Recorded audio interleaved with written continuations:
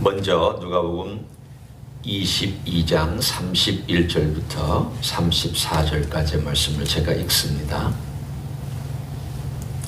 31절입니다. 시몬아 시몬아 보라, 사탄이 너희를 밀가부르듯 하려고 요구하였으나 그러나 내가 너를 위하여 네 믿음이 떨어지지 않기를 기도하였노니 너는 돌이킨 후에 네 형제를 굳게 하라. 그가 말하되 주여 내가 주와 함께 오게도 죽는 데에도 가기를 각오하였나이다. 이르시되 베드로야 내가 네게 말하노니 오늘 닭 불기 전에 네가 3번 나를 모른다고 부인하리라 하시니라.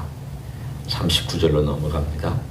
예수께서 나가서 습관을 따라 감람산에 가시매 제자들도 따라갔더니 그곳에 이르러 그들에게 이르시되 유혹에 빠지지 않게 기도하라 하시고 그들을 떠나 돌 던질 만큼 가서 무릎을 꿇고 기도하여 이르시되 아버지여 만일 아버지의 뜻이거든 이 잔을 내게서 옮기시옵소서. 그러나 내 원대로 마시옵고 아버지의 원대로 되기를 원하나이다 하시니 천사가 하늘로부터 예수께 나타나 힘을 더하더라. 예수께서 힘쓰고 애써 더욱 간절히 기도하시니 땀이 땅에 떨어지는 핏방울같이 되더라. 기도 후에 일어나 제자들에게 가서 슬픔으로 인하여 잠든 것을 보시고 이르시되 어찌하여 자느냐 시험에 들지 않게 일어나 기도하라 하시니라. 한 군데 더 읽습니다. 60절과 61절입니다. 베드로가 이르되 이 사람아 나는 네가 하는 말을 알지 못하노라고 아직 말하고 있을 때에 닭이 곧 울더라. 주께서 돌이켜 베드로를 보시니 베드로가 주의 말씀 곧 오늘 닭 울기 전에 네가 3번 나를 부인하리라 하심이 생각나서 밖에 나가서 심히 통곡하니라. 아멘. 오늘 우리가 읽은 이 누가복음 22장에 보면 유혹받은 3사람이 나옵니다. 물론 제자들 전부도 유혹받고 시험받았지만 대표로 가룟 유다와 베드로와 그리고 예수님, 이렇게 3사람의 이야기를 오늘 함께 나누려고 합니다. 그 중에 가룟 유다는 유혹을 이미 받아서 그 마음속에 확신까지 생긴 그런 사람입니다. 한편으로 보면 가룟 유다는 예수님에게서 많은 기회를 가졌던 사람입니다. 성찬식에 참여했고요. 발 씻는 데에서 예수님께서 가룟 유다의 발까지도 씻겨주셨습니다. 그러면 예수님이 12명을 쭉 돌아가면서 발을 씻기실 때 어떤 마음으로 예수님께서 가룟 유다의 발을 씻기셨을까? 가만히 생각을 해보면 참 가슴이 아프셨을 것 같아요. 이미 가룟 유다가 자기를 배반할 걸 또 알고 있고 또 어떤 일이 앞으로 진행될 것인가에 대해서 알고 있는 예수님께서 사실은 마지막 이 땅에 인간으로 오셔서 가룟 유다에 대하여 기회를 주고 있는 그 마지막 찬스가 바로 그 성만찬 하시던 그때, 발을 씻겨주시던 그때. 성만찬과 발 씻기는 것은 거의 동시에 그 식사 시간에 일어난 일이니까. 그럼에도 불구하고 가룟 유다는 결국 식사가 거의 끝날 즈음에 예수님께서 주시는 떡 하나를 들고 먹었는지 안 먹었는지 모르지만 나가서 예수님을 팔기 위해서 결정적으로 떠나버린 그런 사건이 오늘 앞부분에 등장합니다. 참 예수님께서도 이 가룟 유다에 대해서 안타까워하셨습니다. 차라리 나지 않았으면 좋을 뻔했다. 인자는 정해진 대로 가거니와 그에게는 화가 있을 것이다. 얼마나 주님께서 3년 동안 데리고 다니시면서 정도 붙고 사랑도 하고 또 같이 즐겁게 보내기도 하고 같이 고생도 한 그 제자를 그렇게 떠나보내야만 했을까? 참 가슴이 아프셨을 것 같아요. 주님의 입장으로서도 참 가슴이 무너지는 그런 시간이었지 않았을까 생각을 합니다. 그러나 그는 결국 돌아오지 않았습니다. 아마도 돌아오지 않은 이유는 그가 예수님을 버리기로 확신을 가졌기 때문입니다. 이건 내가 원하는 메시아가 아니다. 이런 메시아를 나는 따라갈 수 없다.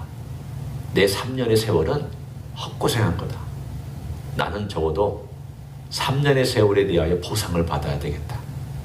그래서 예수님을 은30에 팔고 자기가 이제까지 3년 동안 예수님 따라다녔던 것에 대한 보상을 원했을지도 모릅니다. 또 하나의 부류가 나옵니다. 오늘 여기 보면은 시몬이라고 하는 사람이 나오죠. 시몬이 오늘 나오는데 예수님께서 쭉 제자들이 서로 막 싸우고 누가 높은 자리에 올라가냐, 누가 더 예수님의 좌편 우편에 앉느냐, 이 성찬식 때 지금 일어난 일이에요.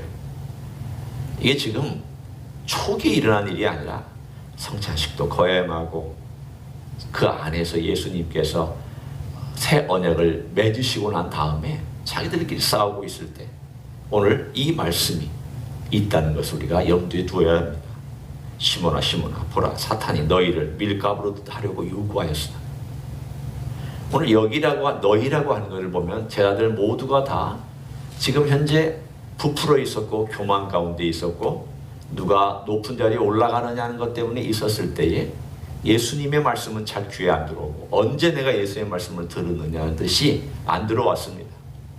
예수님의 말씀이 안 들어오면 그 빈 공간은 누가 채우게 되어 있는가? 사탄이 채우게 되어 있습니다.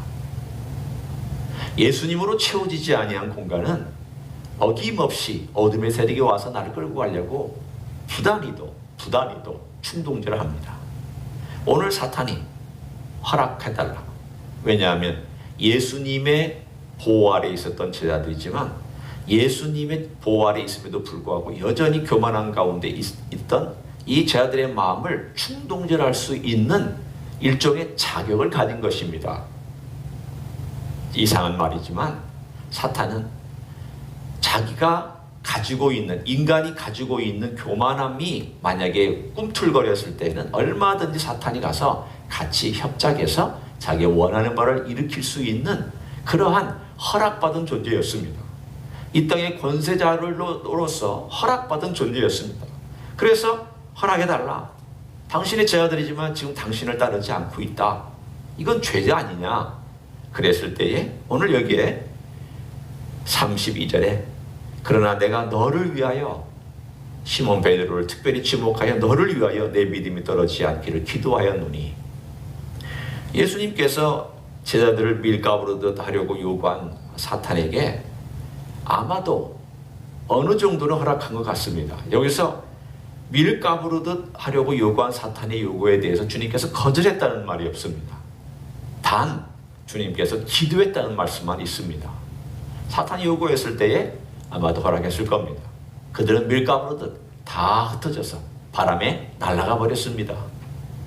그러나 특별히 그 대표인 베드로를 위하여 기도하면서 주님의 기도는 사탄의 유혹과 시험보다도 더 강하게 나중에 역사한 기도가 되었습니다.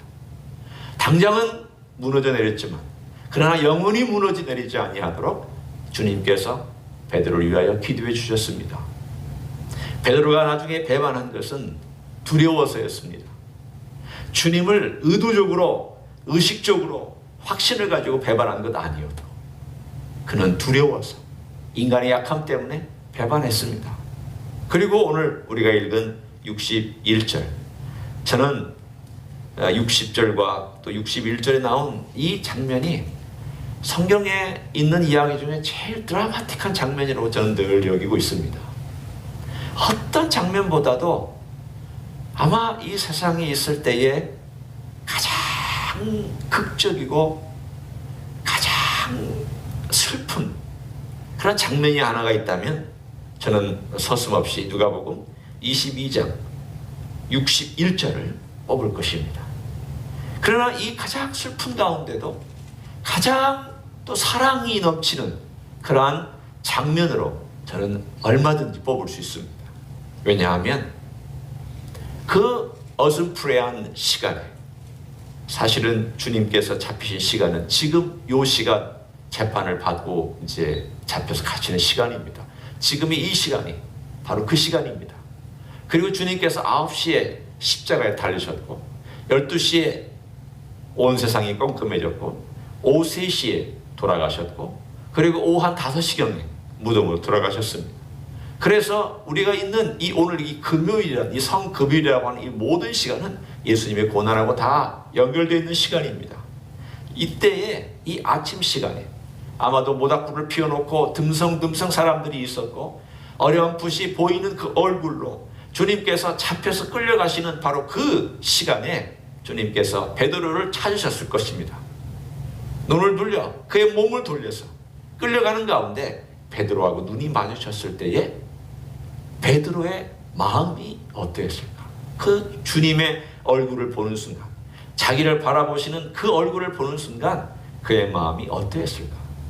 이 베드로나 주님이나 모든 면에서 참으로 슬프기도 하고 감동적이기도 하고 또 주님의 그 마지막에 베드로를 향하여 주시는 그 애틋한 모습, 불쌍히 여기는 모습, 사실은 지금 자신이 제일 불쌍히 여겨야 될 위치에 있으면서도 베드로가 결국은 네가 닭 울기 전에 3번 나를 부인할 것이라고 하는 그 말씀이 베드로의 마음속에 사무치도록 되어 있는, 그리고 그 음성, 그리고 그 얼굴, 그 눈빛을 잊지 못하는 이 장면, 이 장면이 저는 가장 드라마틱한 장면이라고 생각합니다. 우리의 생애에 만약 우리가 주님을 이렇게 베드로처럼 배반한 시간이 있다면, 또는 주님을 잊고 살았던 시간이 있다면, 저는 이 장면을 좀 떠올려 봤으면 좋겠다 하는 생각을 합니다. 주님이 이런 모습으로 우리를 바라보실 거야. 나 같은 인생, 나도 베드로같이 비겁한 인생, 베드로처럼 뒤로 물러서는 인생, 베드로처럼 앞에서는 말로는, 아니요, 어떤 때는 마음으로도 주님을 따라가겠다고 굳게 결심하지만, 그러나 상황이 바뀌고 어려움이 생기고 곤란한 일이 생기면 나도 모르게 멈칫거리고 뒤로 물러서고, 혹은 주님에 대하여 내 자신이 어떨 때는 비겁하게 말하고 있는 그런 나 자신의 모습을 볼 수 있습니다. 그러나 주님께서 오늘 베드로를 보셨다.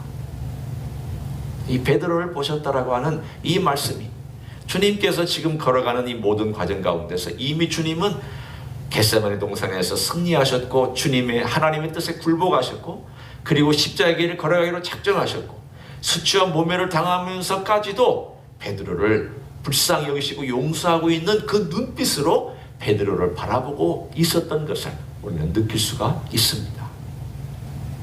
베드로가 받은 유혹은 잠시 받은 유혹이지만 그는 나중에 회복되었던 놀라운 이야기를 우리는 압니다. 그래서 보면 이렇게 교회는 그런 걸 달지 않지만 성당에는 닭을 달잖아요. 이렇게 꼭대기에. 그래, 그 닭이 바로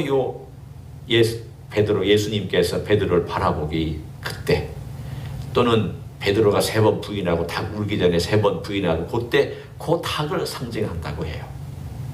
아마도 회개를 얘기하는 내용이기 때문에 그렇게 달아놓지 않았을까 생각을 합니다. 그러나 오늘 3번째, 유혹받은 분이 또 있습니다. 가룟 유다의 유혹은 성공했습니다. 베드로에 대한 유혹, 사탄이 잠시 성공했지만 결국은 이걸 바탕으로 그는 은혜 가운데 일어설 수 있었습니다. 3번째 유혹의 대상은 오늘 예수님입니다. 예수님 자신도 유혹을 받았습니다.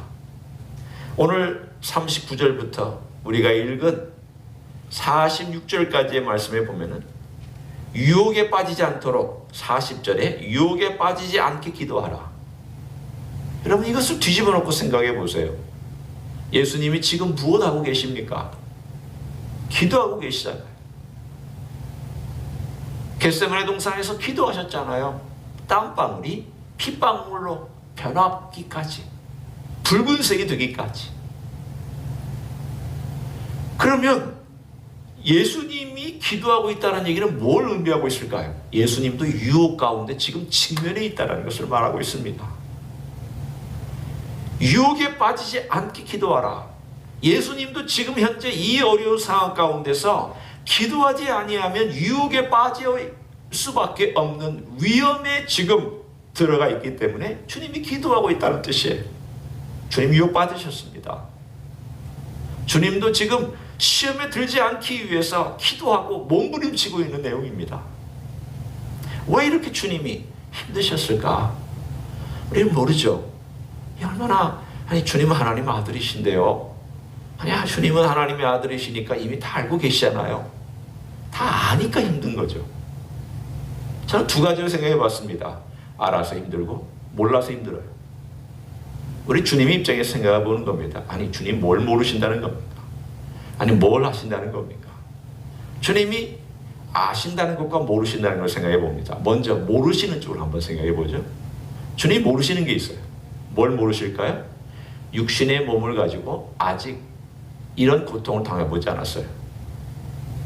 아버지로부터 떨어지는 고통을 당해보지 않았고, 그리고 십자가라고 하는 전무후무한 이 고통을 당해보지 않으셨어요. 그런 점에서 예수님은 본인이 머리로는 알고 있지만, 그러나 몸으로 아직 경험해보지 못한 이 경험, 그리고 영원 전부터 함께한 아버지가 자신을 버려야만 하는, 자신을 죄로 취급해야만 하는, 죄인으로 여겨야만 하는 이 공허함에 대하여 그가 알고 있기 때문에 그 두려움을 겪어간다는 그 자체를 지금 경험해보지 못한 쪽에서는 염려하고 두려워하고 걱정하고 과연 이렇게까지 해야 되는가에 대한 마음에 몸서리치는 그러한 일들이 그를 지금 기도하게 만들고 있었습니다. 아마도 사탄은 옆에서 계속 부추기고 있을지도 모릅니다. 꼭 그렇게 해야만 하느냐고, 당신이 왜 그렇게 해야 하느냐고, 당신 가룟 유다 뭐라고, 그렇게 열심히 했지만 다 배반하지 않냐고, 당신들 제 아들 좀 있으면 다 배반하고 도망갈 건데 뭘 그렇게 애써서 이런 사랑을 쏟아도 안 될 이런 친구들을 위해서 뭐로 목숨을 버리느냐. 쉬운 길 가라고, 선택하라고. 내가 3년 전에 광야에서 당신한테 얘기하지 않았느냐. 이 멋진 이 세상을 다 나한테 절만하면 줄 수 있는데, 이 성전에서 떠내리면 천사가 받들어서 기적의 놀라운 일들을 보여주고 이분이 메시아구나 그렇게 할 텐데, 오늘 주님께서 이렇게 많은 소리가 들려오는 가운데 씨름하고 있었습니다. 주님도 이 길은 어려운 길입니다. 한편으로 주님은 아셨기 때문에 어렵습니다. 고통스럽습니다. 여러분, 아는 게 왜 고통스러울까요? 저는 그 암을 치료받는 과정 가운데 있었기 때문에 이 치료 과정이 매번 반복되는 거라. 반복되는 그 과정이 사실은 싫어요. 왜 싫은가 하면 똑같은 것이 어떻게 진행될지를 알고 있기 때문에 싫습니다. 알기 때문에 잘 대처할 수도 있지만, 알기 때문에 몸이 떨어요. 모를 때는 몰라서 그냥 그런가 보다 그렇게 두려워할 수 있지만, 알면 어떤 과정이 있고 얼마나 힘들고 어떻게 이 과정을 거쳐나가는지에 대하여 몸이 경험한 거로 이 몸에서 기억하고 있기 때문에 힘들 때가 있어요. 예수님은 아셔요. 앞으로 진행될 모든 일들에 대하여 그걸 폐부로 느끼고 있어요. 그 고통에 대하여서 예수님은 미리 느끼고 있는 거예요. 몸으로 느끼는 것은 십자가에서 느끼고 있지만, 그리고 못에 박히는 그 자체는 십자가지만, 그러나 몸이, 그리고 그 몸 안에서 영혼과 그리고 마음이 하나님으로부터 격리되고 떨어지고, 그리고 그것으로 인해서 고통이 어떤 것이 있으며 어떤 어둠이 그를 차지할 것인가에 대하여 그는 사실은 알고 계시는 거예요. 예수님 아셨잖아요. 가룟 유다가 배반할 거 아셨잖아요. 베드로가 3번 부인할 거 아셨잖아요. 다 알고 계시잖아요. 자신이 어떤 죽음을 죽을지에 대해 다 알고 계시잖아요. 마음으로 느끼고 계시잖아요. 어떻게 하나님으로부터 버릴지에 대해 알고 계시잖아요. 예수님은 지금 이 아는 것과 또 혹시 미래에 아직 경험하지 모르는 이 두 가지 모든 것들을 가지고 이 겟세마네 동산에서 하나님 앞에서 씨름하고 있었는데, 이때 하나님은 예수님의 요청에 대하여 들어주시지 않고 침묵하셨습니다. 아버지가 침묵할 때 두렵잖아요. 그러나 아버지의 침묵을 예수님은 어떻게 받아들이셨을까요? 예수님은 얘 아버지가 그 길 가야 한다. 이 길은 너와 내가 약속한 길이고 우리가 이것을 위하여 의를 위하여 내가 이 땅에 내려오지 않았느냐. 아무 말씀하시지 않았지만 예수님은 기도하며 몸부림치며 그 고통 가운데 고뇌하면서 그 아버지의 원래 뜻 그리고 자신이 이 땅에 내려온 그 목적대로 가시려고 그냥 씨름하는 이 이야기가 겟세마네 동산의 이야기입니다. 결국 예수님은 자신의 뜻을 아버지 뜻에 굴복시켰습니다. 십자가에 가는 길은 이미 겟세마네 동산에서 승리하셨던 길이었기 때문에 예수님은 육체적으로 그것을 감당해내셨고 그리고 그 감당해내신 그 시간이 우리에게는 대속의 사건으로 새 언약을 완성한 사건이었습니다. 어제 우리가 나눴습니다. 대속한 사건의 그 이야기가 새 언약식이 있었고 그 다음에 겟세마네 동산이 그 중간에 있으며 그리고 이 새 언약식을 완성한 십자가의 사건이 오늘 우리가 보는 바로 이 다음에 나온 이야기입니다. 오늘 이 시간에는 우리 주님께서 잡히시고 겟세마네 동산에서 기도하셨을 것 같은 시간에 이 말씀을 나눴습니다. 주님께서 유혹받으셨고 그러나 이기셨습니다. 그리고 십자가 지셨습니다. 그리고 십자가에서 우리를 위해서 기꺼이 배반하고 도망가고 그리고 주님을 향하여서 어떤 의미로는 우리가 저지르고 있는 이런 어리석은 모든 것들에 대하여 다 용서해 주시고 바라보시고 지금도 내게로 오라고. 내가 베드로도 용서했다. 내가 용서할 수 있다. 내게로 오면 된다. 나를 바라보면 된다. 이런 말씀을 하시는 우리 주님 앞에 오늘 하루도 그 얼굴 바라보고 바라볼 용기는 없지만 바라봐 주시는 주님의 얼굴을 의지해서 오늘도 주님 앞에 더 가까이 가는 여러분 되시기를 우리 주 예수 그리스도 이름으로 간절히 축원합니다. 기도하겠습니다. 주님 고맙습니다. 겟세마네 동산에서 씨름하셨던 예수님 감사합니다. 전무후무한 그런 싸움을 싸우셨습니다. 우주의 전쟁을 싸우셨습니다. 사탄과의 싸움을 싸우셨습니다. 자신과의 싸움을 싸우셨습니다. 인류를 위한 싸움을 싸우셨습니다. 그 싸움에서 우리 주님은 아버지의 뜻에 굴복하셨습니다. 내 뜻대로 마옵시고 아버지의 뜻대로 해달라고 결국은 아버지의 원하시는 말을 이루기 위하여 이 땅에 오신 것이라고 고백하며 기꺼이 그 길을 걸어가셨습니다. 12영이나 되는 넘는 천사들을 부릴 수 있고 데려올 수 있고 또 그 모든 것들로 이 세상을 심판하실 수도 있었지만 스스로 이 심판을 받기로 작정하셨습니다. 감사를 드립니다. 내가 지은 죄, 내가 지은 배반, 내가 이제까지 가지고 있었던 죄뿐만이 아니라 미래에 지을 죄까지도 우리 주님께서 십자가에서 다 짊어지시고 용서해 주신 것 감사를 드립니다. 주님 그 길을 가시면서도 십자가 길을 가시면서도 베드로를 용서하시는 그 눈길을 우리는 잊지 아니하고 우리를 바라보시는 주님의 눈길을 늘 의지하며 주님께 가기를 원합니다. 주님 회복시키시기를 원하실 때 회복하고 회개하기를 원하실 때 회개하고 돌이키기를 원하실 때 돌이키며 주님께 가까이 오기를 원하고 우리를 부르실 때 가까이 다가갈 수 있는 하나님의 종들이 되게 하여 주시옵소서. 오늘도 하나님 이 하루 우리 주님께서 십자가에서 달리신 날 주님을 묵상하기 원합니다. 주님 그 시간을 따라서 우리가 주님과 함께 동행하기를 원합니다. 십자가에 달린 9시 그리고 어둠이 왔던 12시 그리고 임종하셨던 오후 3시 그리고 주님께서 무덤에 들어가셨던 오후 5시 그리고 내일 무덤에 계시던 토요일 그리고 부활의 아침이 될 때까지 침묵 가운데 혹은 우리가 우리 주님과 함께 동행하는 가운데 많이 묵상하고 고난에 동참할 수 있는 귀한 시간 될 수 있도록 축복하여 주시옵소서.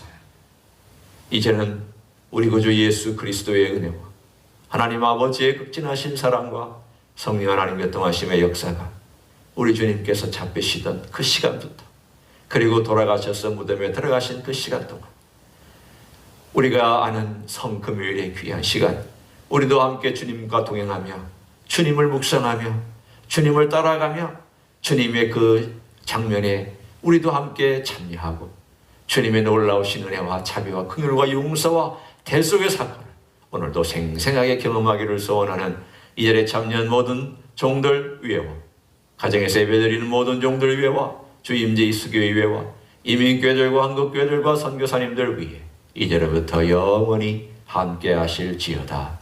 아멘.